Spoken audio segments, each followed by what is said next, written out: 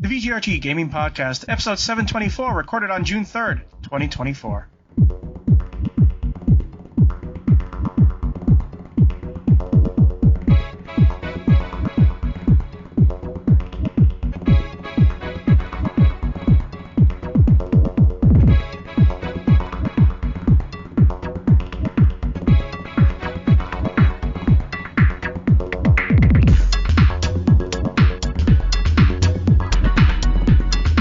Welcome to the 724th edition of the TV Gaming Podcast and 557th episode of Video Game Roundtable.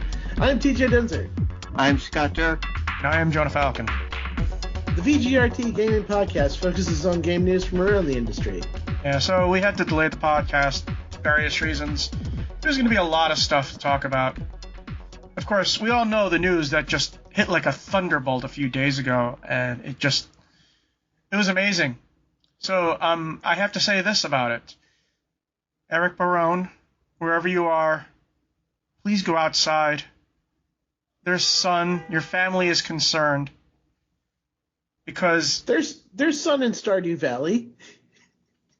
Wait, I'm not sure which story you're talking about. Are you talking about the one where the PlayStation... No.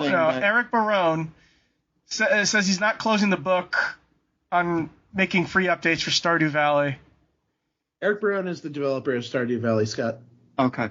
So he just says, I'm not gonna stop developing for it. Yeah. Eric, Stardew is eating your life. Do you understand this? He seems to really love the game. He can't stop working on it. He said like he plays it sometimes. The way it goes usually is he's just playing it and he's just like, wow, I wish that was in the game. So he just starts making it. So, like, yeah, he said that he wants to get update 1.6, which is the last big one, to like a quote unquote finished state. But at this point, like, I don't know what that is. Like, I guess bug fixes and stuff, but like, he's also said that he's not going to close the book on it because he says it would be foolish to. And he's also got Haunted Chocolatier to make. That's what I was about to bring up. When are we going to get some chocolate? Yeah, I love Stardew Valley, and I love that people love Stardew Valley, and clearly he loves that people love Stardew Valley as well. I want to see what Haunted Chocolatier is about. I'm gonna have to check Steam at some point and see how many hours some people have played it. I mean, it's got to be like in the thousands. Just individual players, not all the players. I mean, just one player. See who really just plays it. Yeah, like it's not even just like people that just play it too. It's like people that make mods for it and mod the hell out of it and make their own experiences with it, and which he supports as well. Like it's just so much. Yeah.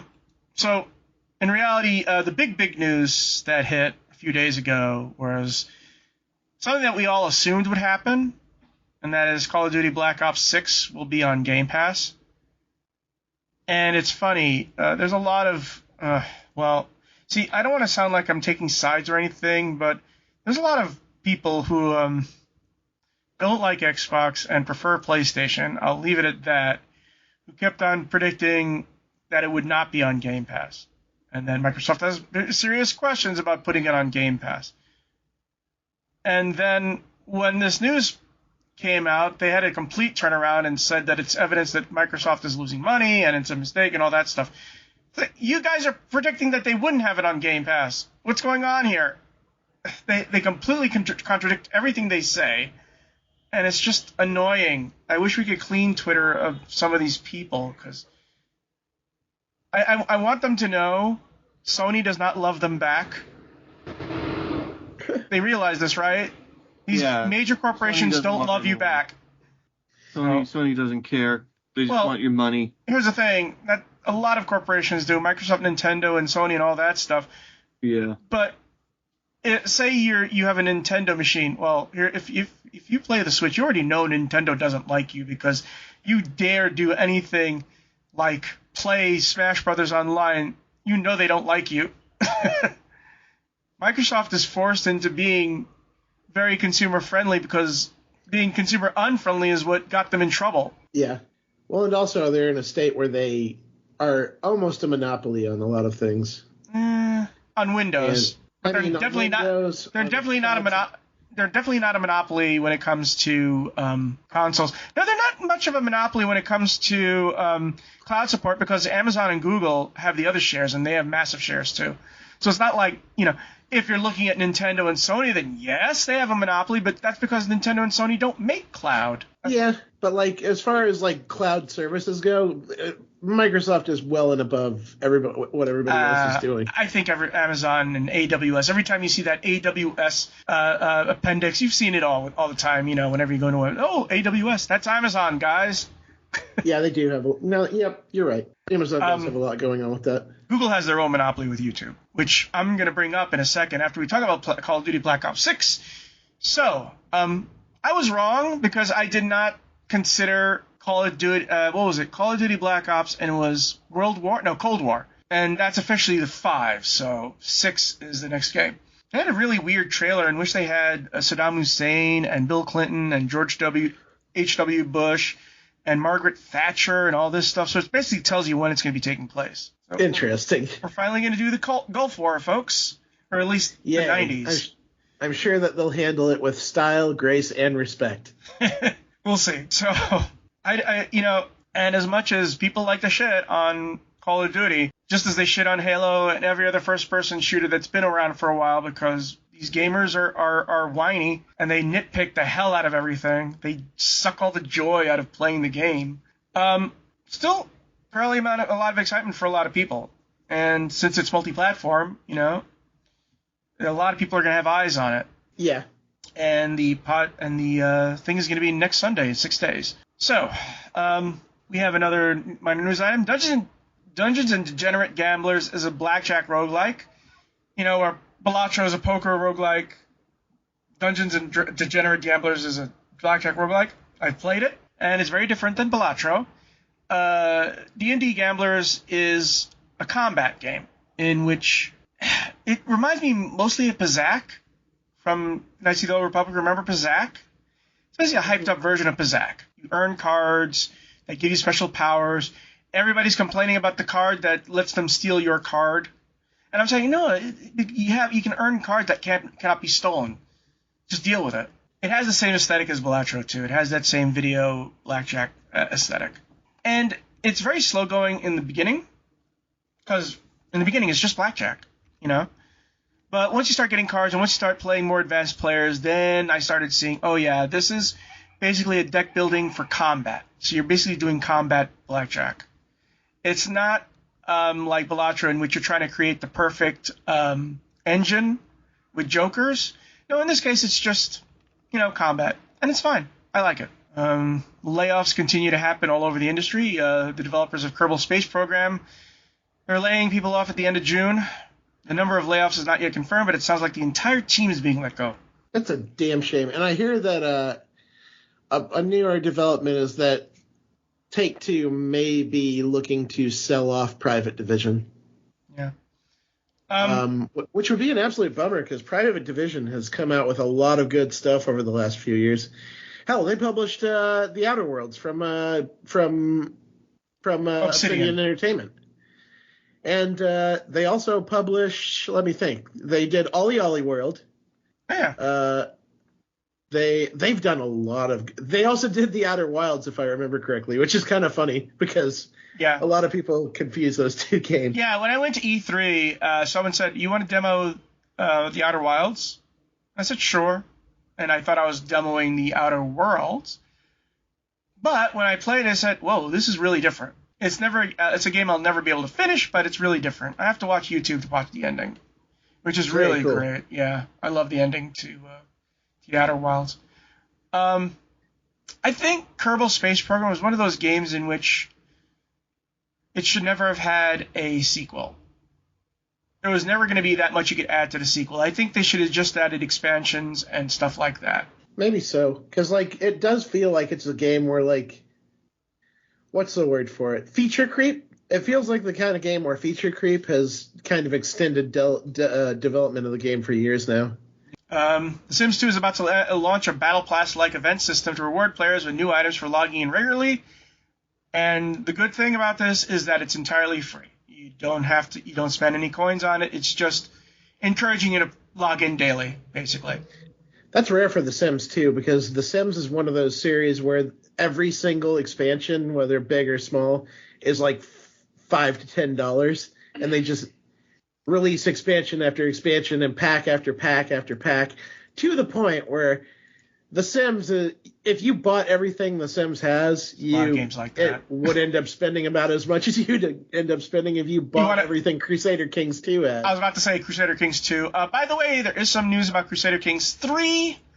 There's a new DLC for that coming out, and it's going to add the Byzantines. So if you want some Byzantine in your Crusader Kings 3, guess what? You have that. Here's the thing. I have a feeling that these items are items that would not fit in any single pack. So it's sort of like, well, let's just release it item by item, and just reward people for coming in. Because sometimes, you want to make a pack, but you can't make a pack because you just don't have any ideas. So, just here's a new iron. Here's a new dress of this color and style. That sort of stuff. It's fine. I'm still waiting for the Sims Rival, which is not coming out anytime soon, but, Yeah, I'm also just looking forward to all these other Life Sims that people are starting to prepare. I'm really interested to see how Life by You goes, even though we got a delay for the early access that's going to push it back a bit. It's going to push it back forever. They haven't set a date for it, and it's like, whatever, we're not doing it now. Here's the thing. If you're delaying your early access, something seriously must be wrong with it. People were playing Minecraft in its alpha, damn it, and they paid for it. Yeah, but it's a completely new life sim. I bet there's a lot of stuff that goes into creating that, especially considering the guy that is making it was a director on the original series. So here's the thing: I didn't like the first The Sims was okay, but it wasn't great. It was The Sims 2 that was really classic. By the way, speaking of hey, Scott, how many hours have you played on Minecraft? Minecraft? Oh man, probably hundreds, if not thousands. I think maybe hundreds of thousands. Well, maybe not that, because hundreds of thousands means 40 years. I don't know if I've played more Minecraft than I have Civilization, because Civilization I know is about 1,000 to 2,000 per game. Civ 6 alone? No, all the Civs. Oh, well, that doesn't count. Those are different games. I know they're different. What do you? Okay, I probably have 3,000 hours of all the Sims back from 1991. Damn it. Yeah. I've definitely put a lot of time into The Sims and Minecraft and Civilization. All those have, I don't know, they just really one more turn, just a little bit more. Very addictive gameplay. This was announced today. Metal Gear Solid Delta Snake Eater may not be present at Summer Game Fest 2024. How were you looking forward to Metal Gear Solid? It's really hard to say because, I have very little faith in Konami to do anything on its own. I just feel like they do the Contra game. Yeah, Operation. Actually, that's the time when Konami is doing okay, is when they shop out their projects to other better devs, because that game was made by WayForward. WayForward, the American company that likes to pretend it's Japanese. Yeah, I am waiting for the Suikoden remasters. Hopefully they're still doing that. It's wait, was WayForward working on the Suikoden remasters? I don't think so. They worked on Silent Hill Shattered Memories, and WayForward has done and they did lot of stuff. They did oh god, what's the name of that thing with the dancing genie? Shantae. They did all the Shantae games. They're also working on the Clock Tower, which I'm extremely interested in. I love that game. So yeah, I that's to my point. Konami these days is at its best when it shops out its projects to other developers, because I don't believe in Konami to do anything on its own at this point. By the way, that reminds me. Did you see the latest news about the leaks that were in YouTube? Did not.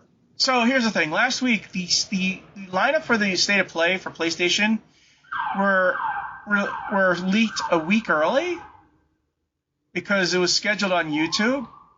And apparently there's some nasty business going on. For example, KSI, who is a game streamer, wanted to give away $10,000 in Amazon gift cards on YouTube.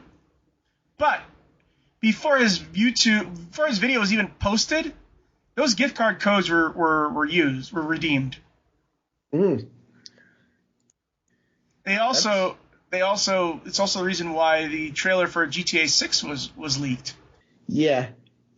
And we're seeing today that like one of the newest, now that you mentioned it, one of the newest developments on that is that we're talking about the possibility of Google employees leaking stuff from YouTube, right? So there's a strong possibility that Nintendo was also part of those leaks, which I don't know. A part of or a victim of? Which do you mean? Like the rumor is going that a Google employee was spoiling Nintendo reveals by going into the back end and sharing that content ahead of time. Yeah, and also when they see who's been viewing videos, one of them says youtube.admid.com. Which, wow, like what does Nintendo do in that case? Do they go after YouTube and Google legally, or do they just not upload videos until like day of? Yeah, the thing is that all I can think of is it could be a breach of contract. It's not illegal. Huh. Interesting. I mean, the thing with the gift card codes is illegal because that's theft. That's a straight out theft. So. Yeah. But remember, he found out that a Google contractor leaked back in 2017 Yoshi's Crafted World. Yeah. So I don't know. Like I don't know what ends up happening here in this. There's no real recourse. I mean, here's the recourse. Nintendo could be real bitch and start copyright striking every single Nintendo gameplay video on YouTube. I truly think that it ends up being a case where they don't end up uploading videos to YouTube like until they're ready for them to go live. Or, here's the thing. You can always host your own videos. I mean, if you're doing an event, you don't need YouTube. I mean, it's not like you need a bunch of space if you're just going to have like 6 or 7 videos. I mean, there may be a lot of hitage, but you don't have to worry about space. Just post the videos, Yeah. Anyways, this past week, Sony State of Play, which was yesterday? When was it? Did we talk what we've been playing? Nah, we're going to skip that for now. Oh, okay. So, Sony State of Play, there's a bunch of stuff revealed. I can't say that any of it is all that exciting. Although there is some news about one of them. Yeah, most of it was okay. But here's the thing. Wait. We do have 2 new PSVR 2 games, which makes the number of them, 4 now? Yes. There have been very, very, very few first-party PSVR games. So, Alien Rogue Incursion, which is an Alien game. Makes sense for VR, actually, now that I think about it. I will say this. Behemoth looks interesting because it comes from the developers that made Saints and Sinners, The Walking Dead Saints and Sinners. And that is one of my favorite VR games of all time.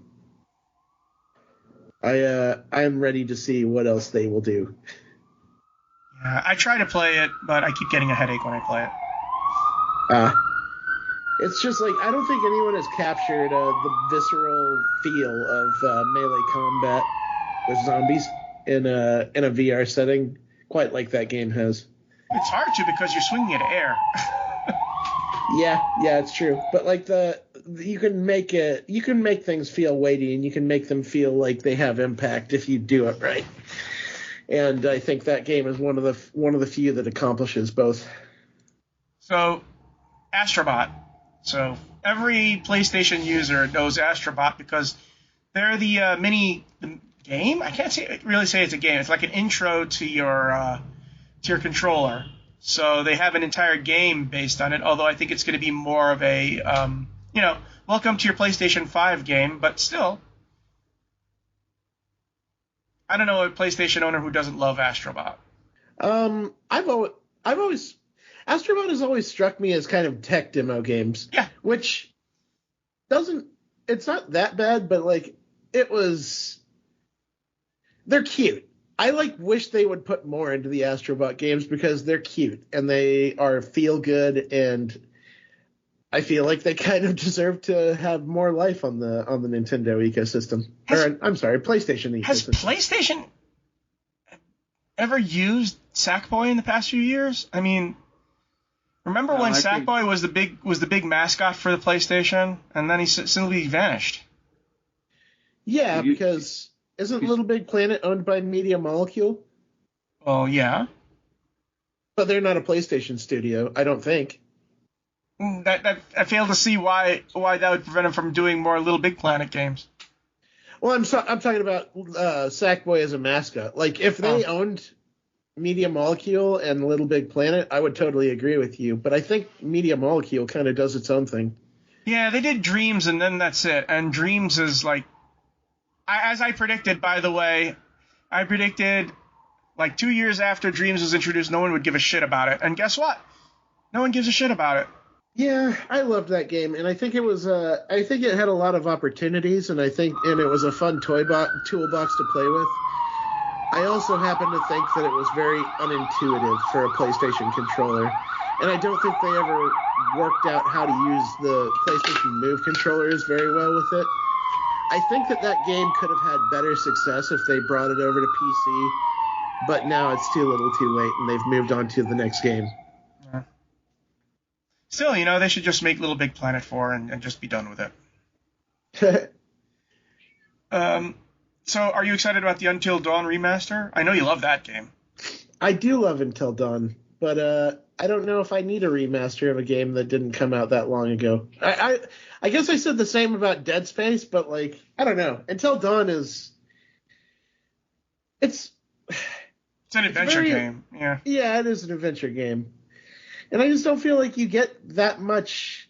How much mileage do you get out of that game by making a remaster of it? Or the one thing is that it's too recent. It's what, a 2014-13 game?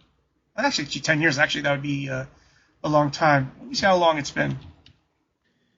But there's another remaster that was shown off, and I know a lot of more people are excited about that. Although there's a lot of shitty discourse about Silent Hill 2. It's just makes me wish, I don't know, there are people who could be shamed. It came out in 2015, Until Dawn. I feel like people want Silent Hill 2 to fail to a degree that is weird and upsetting. I mean, you have these people who are saying, "Oh, look, the design of this female character is woke." What? What does that mean? What the fuck does that mean? Maria wasn't hot enough. Yeah, I mean, look, guys, can I give you a thing? We're not making video game characters so you can masturbate to them. Just so you know. Also, somebody was one of the characters that's a sexual abuse victim. They made a post that character isn't hot enough. It's wow, that's really either you haven't played the game or you're just a fucking terrible person, because that is a bad take. It's just I kind of try to avoid Silent Hill 2 discourse at this point, because I don't know what people expect out of that game. I don't know what they want out of that game.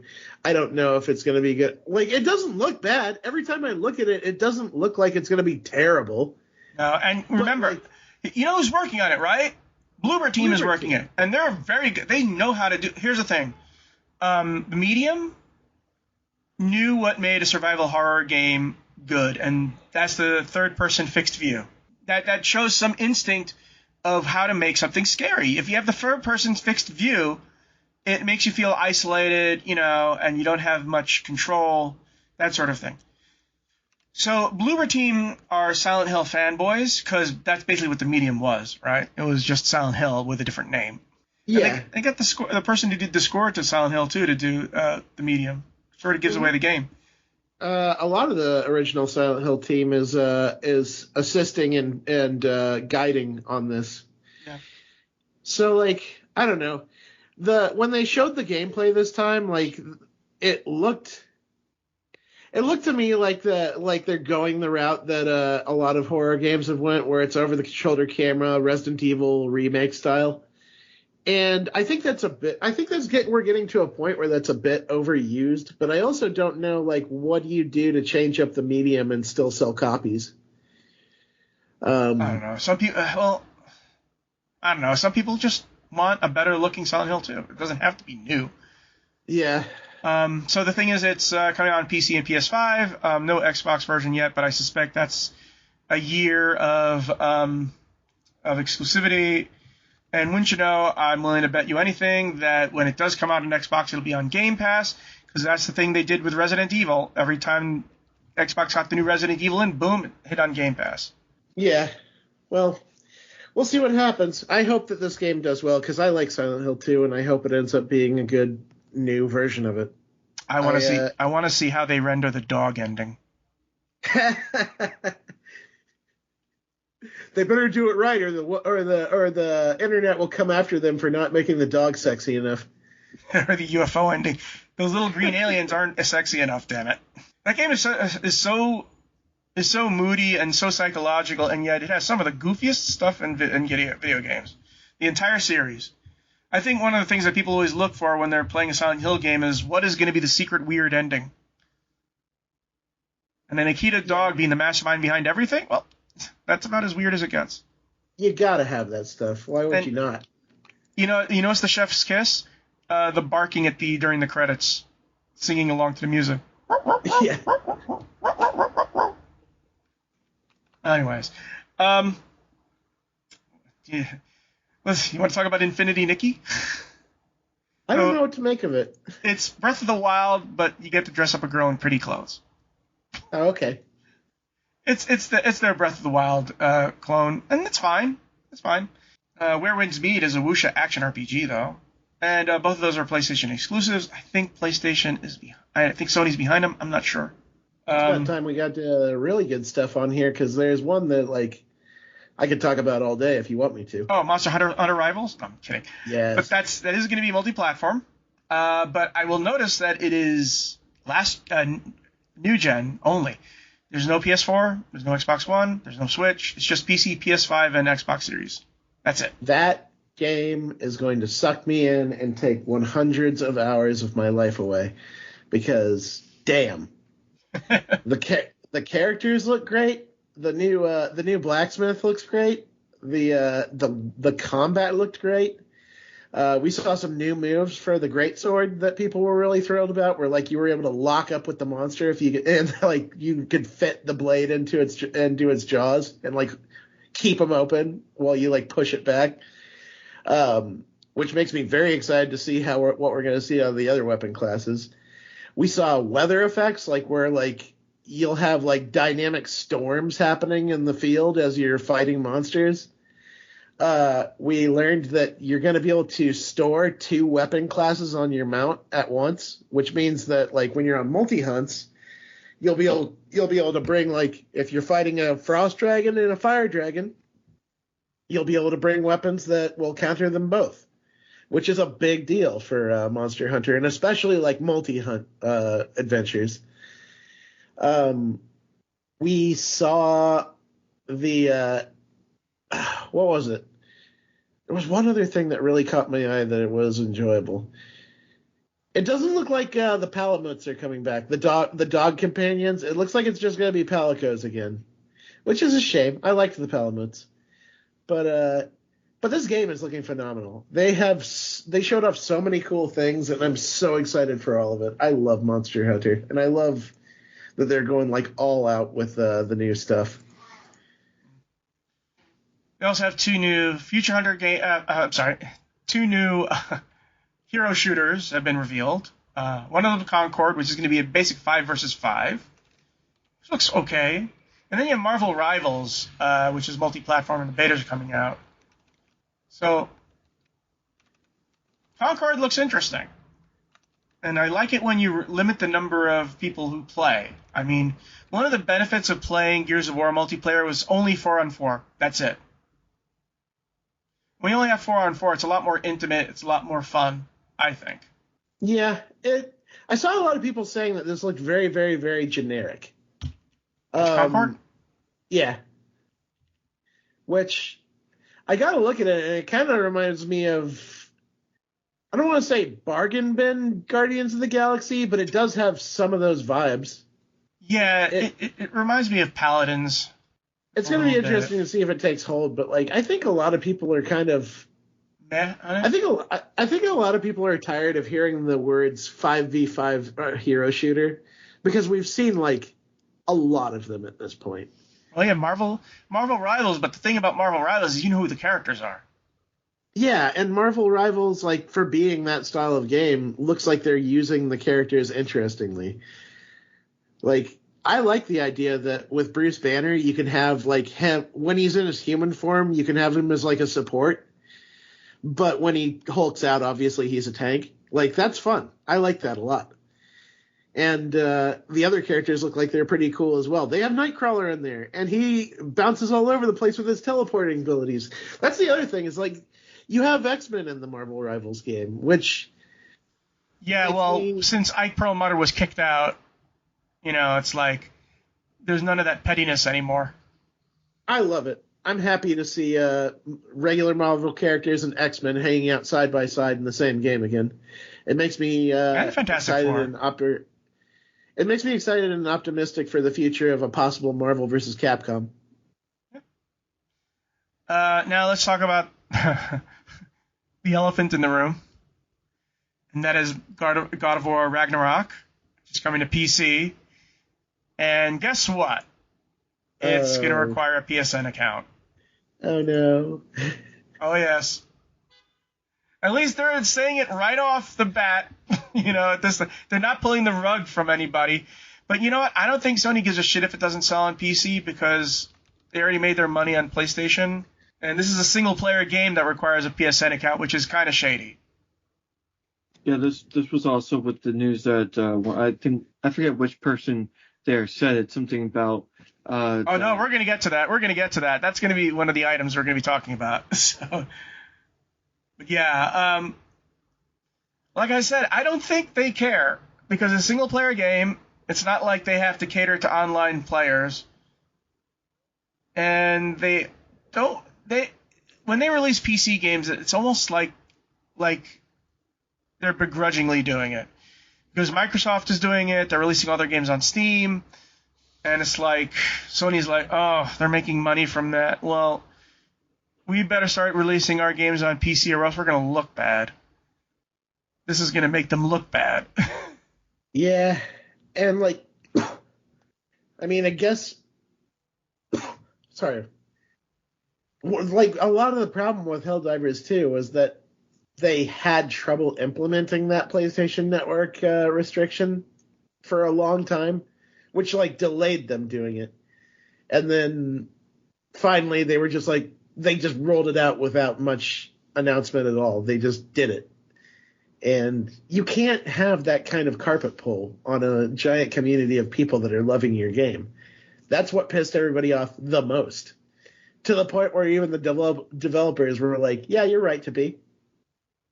Yeah, just so players know, when a lot of shitty things happen and there's a lot of shitty mechanics in a game, usually the developers don't want to do it at all. Keep that in mind. They don't want to. Where they're getting instructions on high saying you have to put this in or we're not going to fund your game. Yeah. Which, man, it's probably not going to be any less controversial when this game comes out and people, like... Can't play it? Yeah. Realize just how much it's keeping them from being able to fiddle with the game on PC.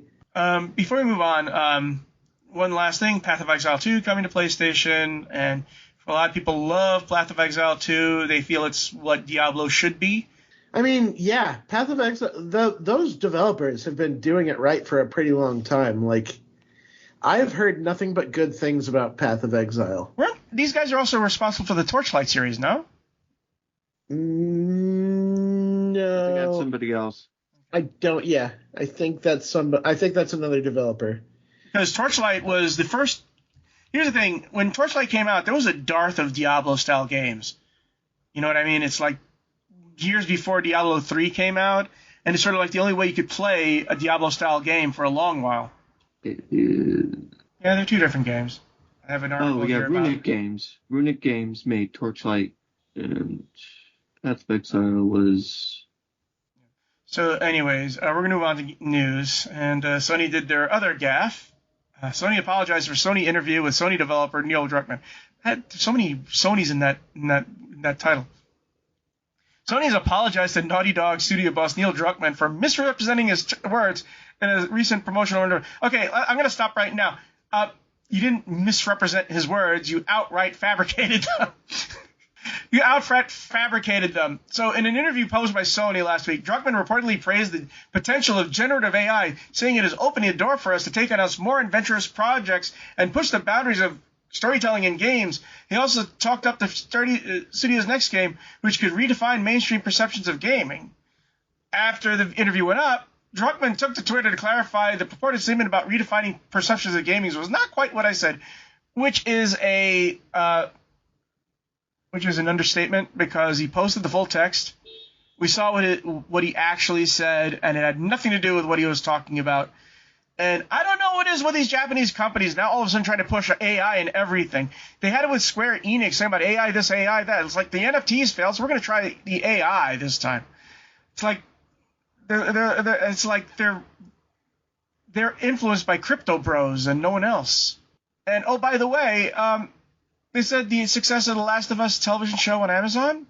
That's wrong. It's not on Amazon. Fallout is on Amazon, not The Last of Us. So.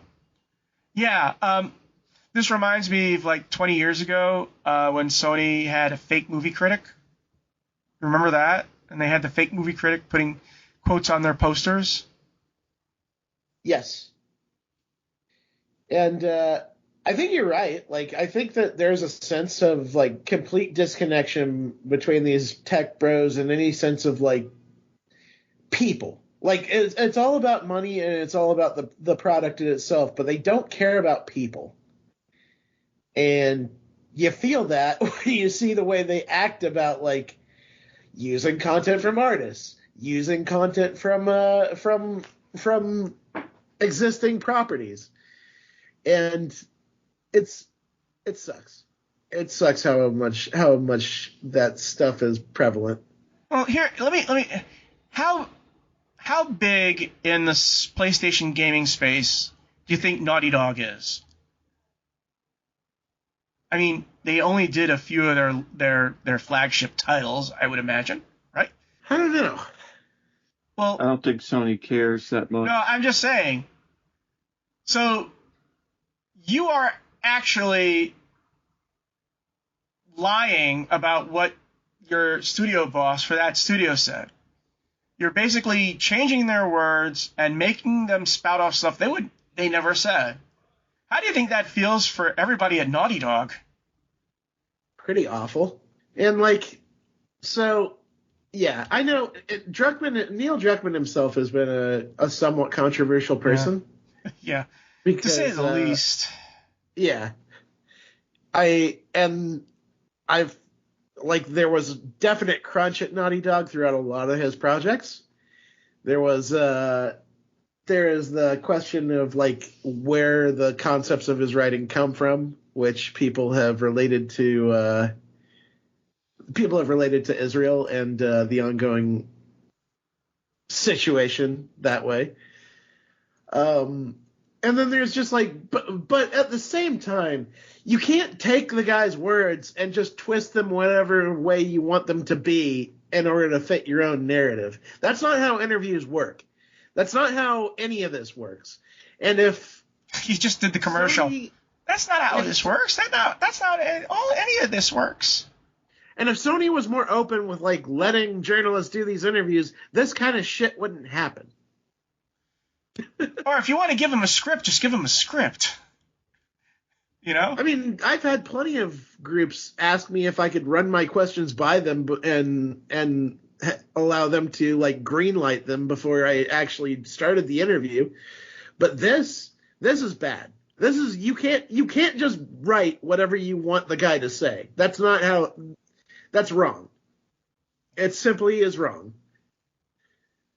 So just so you know, Druckmann was made head of creative in 2022 when Josh Scherr departed. So it's not like Druckmann's been around for Crash Bandicoot or Jack or Uncharted or The Last of Us. You know, but still, it's your studio boss, and you're putting words in his mouth, and maybe words he doesn't want to say.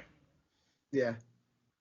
It's just skeezy, and it's something that'll become a footnote, like the goat that was butchered for God of War 2, I believe. No, either 2 or 3, whichever. They had a butchered goat, which is fine, I guess, because guess what? Someone's gotta make the soup. But still, it's kind of weird to do.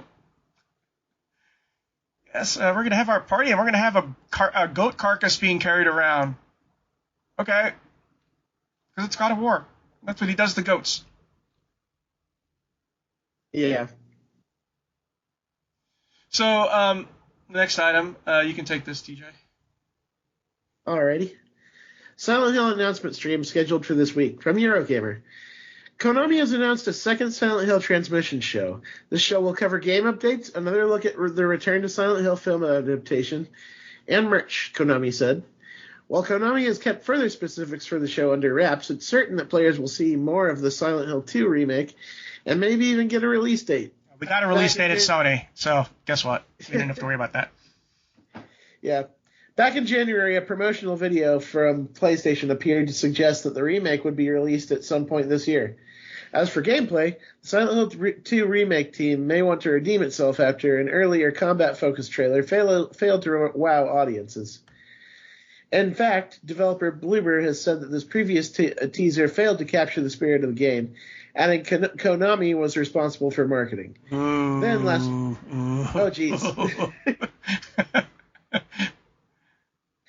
last month, Bloober stated it was very confident and excited about the Silent Hill 2 remake.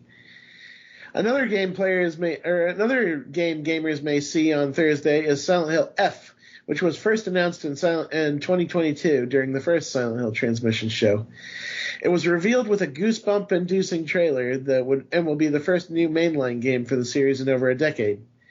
Silent Hill Townfall, which was announced at the same time as F, may also get coverage. There will probably be more info about Return to Silent Hill along with a cinematic trailer. A leaked film synopsis for Return to Silent Hill previously stated James will return to Silent Hill looking for his long-lost love, Mary Crane. In the game, James returns to Silent Hill in search of his wife, Mary Shepard Sunderland, suggesting the characters may not be married in this adaptation. Silent Hill transmission will air on the Silent Hill YouTube channel on May 30th at 4 p.m., so it's past at this point. Yeah, I remember seeing this on the timeline as I was coming back from overseas.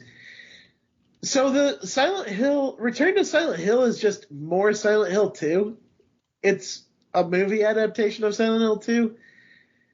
That is silly that we're getting a Silent Hill 2 remake and a Silent Hill 2 movie adaptation around the same time. So here's what was actually at the transmission.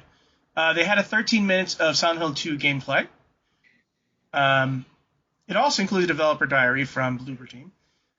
And it was basically James walking around the town and a glimpse of combat, this time fending off a lying figure and killing a bubblehead nurse after he enters the eerie and poorly lit hospital. So they're definitely toning down the combat and just making it more atmospheric, which is a good idea because that's what people like.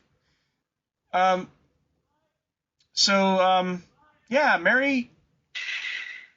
Crane is actually Mary Shepard Sutherland, so they're not really changing that. The antagonist will be Maria. And here's the thing. Salome Guna's is voicing both Mary and Maria. Yeah. So it's strange to me that they're basically doing two products that cover the same story in just slightly different ways. I don't know what to make of it. Like, I guess cool, but all at the same time, like, there's other games besides Silent Hill 2. There's other stories behind Silent Hill 2. Why not explore some of them? or like, I'm glad they're making something new. I'm glad that Silent Hill F is happening. Yeah. So, well, let me continue what that was actually shown at the transmission. They showed a tiny bit of Return to Silent Hill. Not much about it, except for the fact that the lead actors would be Jeremy Irvine and Hannah Emily Anderson as James and Mary. The short message surpassed 2.5 million downloads on PS5, by the way. Huh. But there was no F shown, unfortunately. There was no details on F. There was no details on Townfall. They just basically focused on Silent Hill 2 and the movie. Huh. Well, okay then. So, I mean, it's interesting to see a lot of Silent Hill stuff on the way. Like, this is a cool sort of era of Silent Hill, I guess. I'm happy to see. You mean that they're doing anything at all? Yeah, I mean, again, I said it earlier in this episode. I don't trust Konami with a lot of things these days. I don't believe in them. I don't believe in their ability to handle things on their own. No, I was looking up the Suikoden remasters, and I can't see any third-party developer on there. It seems like it's a team within Konami, as far as I can tell, for the remaster, anyways. I mean, I hope it works out. By the way, you were right. They're doing an over-the-shoulder thing on Silent Hill 2. Yep. It's I don't know. Like, do you believe in Konami? Do either of you believe in Konami to handle anything? No, but not for the usual reasons. They will do anything for money. True that. Here's the thing: Bloober Team is doing their best, but I get the feeling that Konami isn't giving them as much money as they need. They are masters of trying to do things cheaply. Yeah, because the graphics are, in some cases, they're really good when you're, like the ray tracing on the water on the ground and all that stuff looks great. But when you're going inside, it looks like it's a PlayStation 4 game. Like I said, Bloober's talented, and we'll see what they can do. It's kind of hard to fuck up the story of Silent Hill 2, but you know what? It is possible. It is. There's a lot. I mean, that game is a big romp through mental illness, and handling that poorly is a bad idea. This is why Ninja Theory did years and years of research on this stuff for both of the Hellblade games. Yeah. It'll be interesting to see how it works out. I'm willing to give Silent Hill 2 a chance because I believe in Bloober Team. But yeah, it's going to be wild to see how things go when this game finally launches. I hope that people don't write this off before it even comes out, just because Bloober Team is not bad at what they do. It would be it would be weird to think that they're going to fail just because it would be. I think it's weird in general to look at what we've gotten so far and just completely write off the game at all or pretend that it looks like crap. It really doesn't. It just looks like another horror game. And I hope that it isn't generic. I hope it isn't super watered down Resident Evil style. But I would worry more about Silent Hill F than Silent Hill 2 because one's just a remastering, right? Yeah. F is the new one. F is the first real entry into the series in a very long while. Yeah, and new entries in Silent Hill after Silent Hill 4 have historically gone poorly. Downfall was okay. I loved Downfall. A lot of people didn't. I agree. I thought Downfall was the best new Silent Hill game that anyone had done up to that point. It was a course correction because the previous game was too action heavy. People were complaining about that. So decided, okay, fine. Downfall is going to be nice and moody and atmospheric, right? So. Yep. By the way, I played that game beginning to end, and I got all the 4 endings. Only 4? Yeah, that's why people hated it. There's only 4 endings. There was 4 endings and a secret 5th ending. Oh, okay. Yeah. Reminds me of Deus Ex 2 and the endings it had, and one of them was the disco party ending, which I once had to use because the game had made it impossible to complete the ending I was going for, and so I said, "Oh, forget! I'm just gonna stick that flag in the office, and boom, we have a disco party." One thing I forgot to mention earlier is that Ghost of Tsushima came out on PC, and here's the weird thing: only the co-op multiplayer mode required a PSN sign-in. The single-player mode did not. So the fact that God of War Ragnarok is entirely single-player, requiring a PSN game, is even more shady. Yeah, it is. So you were anxious to talk about what you've been playing. Is there anything that you really need to talk about what you were playing? Oh, they put out a new character in Guilty Gear, and so I've been going hard painting it. Talk about the new character in Guilty Gear. So they put out Slayer, who is a vampire, and he's easily the swaggiest dude in all of the Guilty Gear universe. He has a high damage skill set, but you have to know how to hit his abilities because they're not easy to use. He also has basically one of his biggest things is that he takes a step forward, and then you can move into a number of different attacks. And one of them is called Pile Bunker, which he just straight up punches them in the middle of their chest and launches them. And since this game has wall break, if you're close to the corner when he does this, you'll easily splat them and be able to bust them through the wall in no time. He also has an ability where he uses all of his meter at once, grabs a hold of them, bites them, turns into a younger version of himself, and then punches them and takes 3/4 of their health bar in one shot. I think he's the most rude and crazy character I've seen in Guilty Gear Strive so far. I also think I'm going to main this man all the way to Evo. Until they nerf him. Because, I mean, I'm going to even if they were to nerf him, I'm having such a fun time with everything he does. It's so ridiculously fun to hit his abilities and make him work that I would figure out how to make this guy work even if they nerfed him. Okay, I'd feel bad if I didn't let Scott talk about it, but Scott, you finished Eiyuden Chronicles 100 Heroes. Yes, I completed the epically long saga of Eiyuden Chronicles, and I got 120 characters, and I got the... That's lying. Wait, 120? That's lying. You didn't get 100 heroes. You got 120 heroes. Yeah, they got 120. That's the funny part, isn't it? I remember them posting about that in one of their updates, and we were all trying to figure out if that was a mistake or if they really meant it. And apparently, yeah, they gave us 120 characters. It was quite a fun journey. I hope they make the sequel. You were raving about how good the ending and the music and everything else was. Mm-hmm. It was very enjoyable. I really just there's a lot of lore going on in the world, so I can really dig into this world that they've made, and just see what's going to happen next. So, are you hoping for Suikoden to come?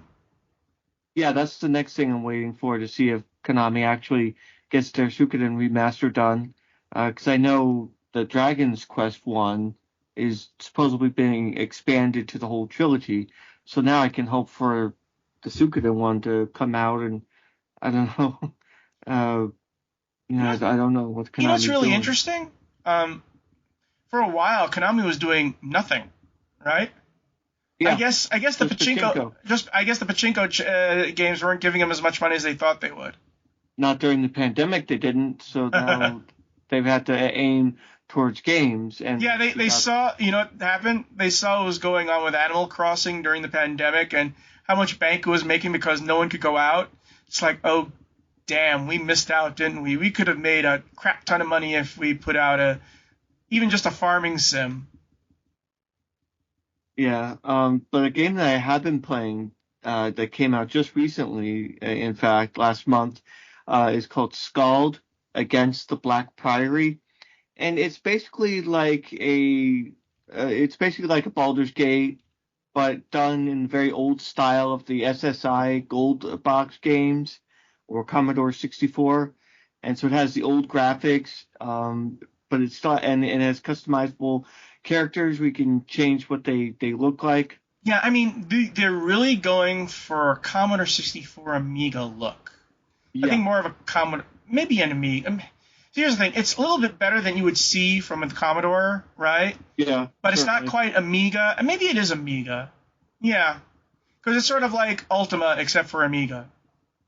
Yeah, it's very nice to look at, I think. And it has a very grim story. There's a lot of it's grimdark. elements. It's grimdark. Yeah, it's grimdark, definitely. And you create your character, and then you go out and you find NPCs to put in your party, and you again have turn-based combat with a turn timer and ability points, and of course spell casting. You use different classes, which you can see are kind of a remix of D&D stuff, but they use their own system. You don't roll a die 20, you roll 2 die 6s. Yeah, it's definitely an Amiga aesthetic. I think something like that, Amiga or Commodore 64. No, the text that they use reminds me of the text they used on the Amiga. Oh, okay. Oh, it definitely feels like upgraded graphics in that sense. But it really scratches that old itch for a turn-based, game like this, and it's like if that's the kind of thing you like, then Scald is a really good game to play. Just so you know, the developer High North Studios, this is their first game. Yeah. I might as well say I finished Mad Max. Here's the thing. I finished Mad Max, right? The 2015 game. 9 years after it came out, and it's always funny to have an achievement. My last achievement was in 2017, and now I'm adding new ones a couple of years later. It's always like weird to have that, right?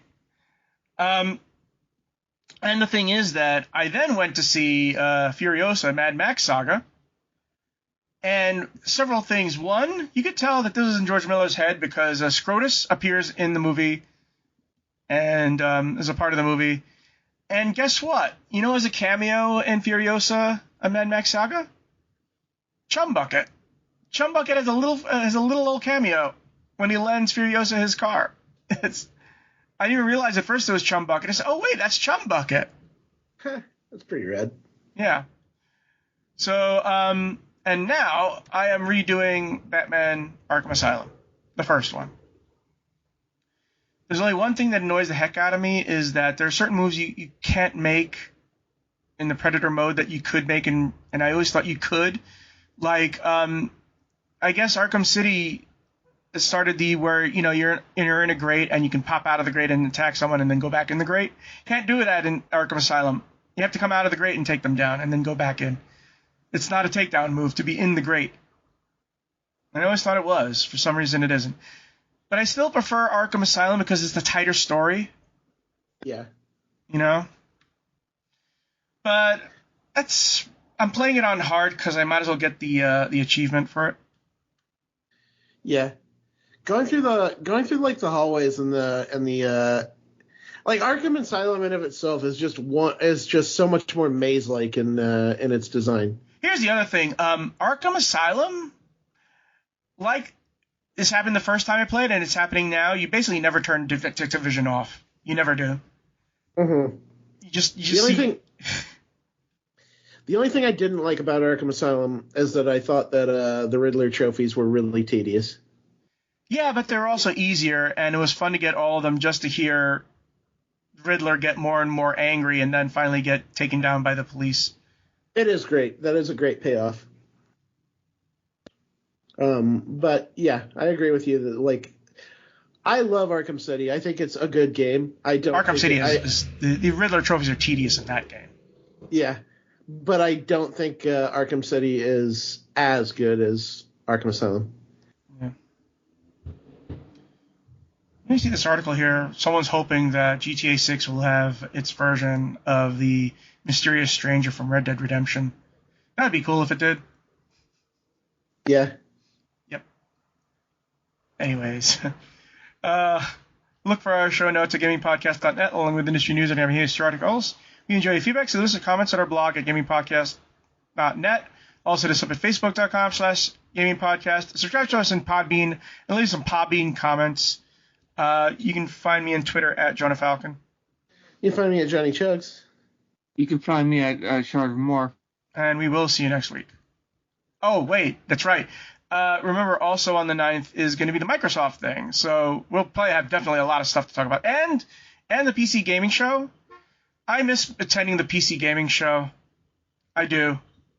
It was always a nice half-filled theater with real enthusiasts and just chilling out there. It was nice to chill out. Instead, like in a major thing like Bethesda or Microsoft or EA or something like that, it always feels like rush you in, rush you out. Nah, PC Gaming Show was always so chill. Just relax. Get a free T-shirt.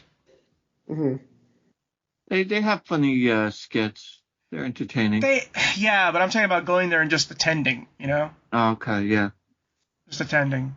There's something about being in a theater and just watching a live stream. So, anyways, we're going to talk about what we're going to see at Microsoft. And hopefully Nintendo, too. Wait, have you heard anything about what Nintendo's going to be offering?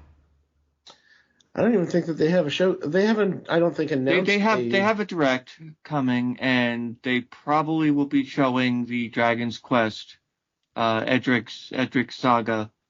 Probably should be showing that at the very least. Yeah, it's going to be in June. Nintendo or Switch? Nintendo Direct. No, Nintendo Direct. Switch 2 will not make an appearance, is what the hype is.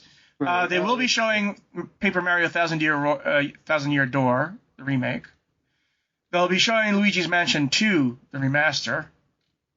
And Nintendo World Championships NES Edition? What? It's a compilation of over 150 challenges across 13 NES games, including Super Mario Bros., Legend of Zelda, Ice Climber, Kid Icarus, Kirby's Adventure, and more. Players compete in a series of mini-games and compete against other players to conquer the online global leaderboard. What in the high hell is that? It's coming out on July 18th.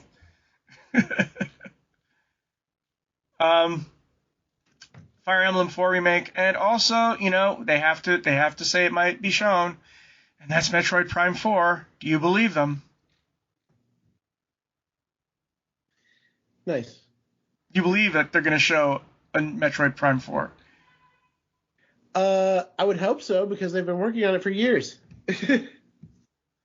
There's also 2 speculated Zelda games. They're speculating the Wind Waker HD and Twilight Princess HD. Huh. Well, that would be interesting if it happened. I don't know if I care about... Care about Princess. Wind Waker. Oh, I was about to say... I said care about Wind Waker. I loved Wind Waker. Twilight Princess was just a quickie. It was a quickie that they put out because the Wii was coming. I'll play Wind Waker over and over and over again until the end of time. What? It's your Black Flag? Assassin's Creed 4 Black Flag? I just think it's a fun adventure. Okay. And Twilight Princess, I could take it or leave it. But if it comes out, you'll take it, right? The problem with Twilight Princess, it was like Zelda for babies. Twilight Princess? No, it was Zelda for big, burly men who wanted gritty, angry things. It was Zelda for babies in that it handheld you the entire game. Oh, you want to do this? Well, you do this. I know how to swing a sword, thank you. You don't have to tell me I have to swing a sword here. Yeah, but it's also gritty and edgy and angry and dark and scary. Are you sure? Are we playing the same game? Yeah, it was dark, yes, Jonah. I played it too. It was dark. It was for babies. It was edgy, Lord. It was extreme edgy. What am I thinking of? What was the game that came out after Twilight Princess? Skyward Sword. Yeah, Skyward Sword was the one that was that handheld you the entire way, wasn't it? Yes, That was also the doofiest one of the series. Okay. Which, it has some things about it that are okay, but there's a lot of things about it that aren't.